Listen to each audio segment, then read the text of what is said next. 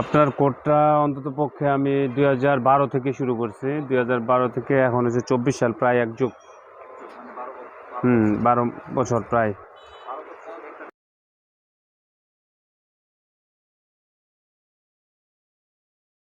এখন পর্যন্ত কোনো প্রবলেম পড়েনি। আর এখন পর্যন্ত এই মার্কেটের যতগুলো দোকান দেখে, যখন এই কোডটা দেখে তখন মনে করে এটা ওমর ফারুকের দোকানের প্রোডাক্টটা।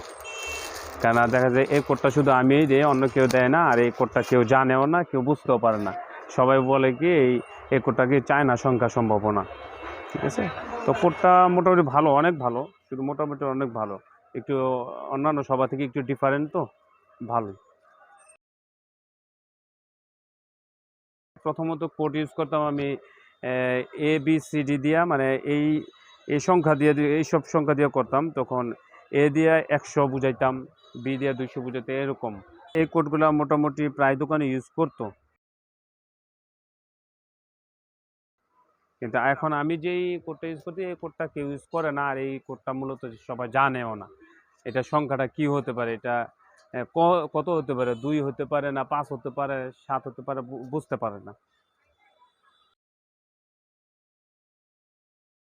এটা দেখা যেত অনেক সময় কাস্টমারও বুঝা ফেলতো এটা মনে হয় কিনাটা এত। আর এখন যেই কোডটা দিছে এটা তো দেখো বুঝে না এটা কি লিখছি। হয়তো অনেকে আরবি সংখ্যা বুঝে, অনেকে চায়না লেখা বুঝে, এরকম। এইটাই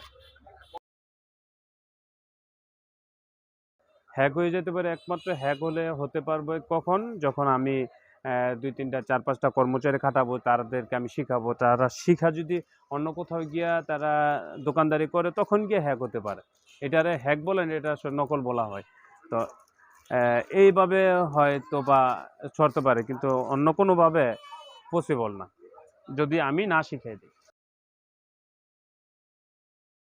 অন্যান্য কোড থেকে একটু অনেকটাই ডিফারেন্ট, শুধু একটু ডিফারেন্ট না, অনেকটাই ডিফারেন্ট।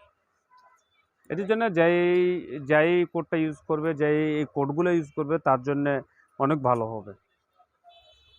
অরিজিনালি আমি এখন কিনা দামটা লিখতে পারি আর কি।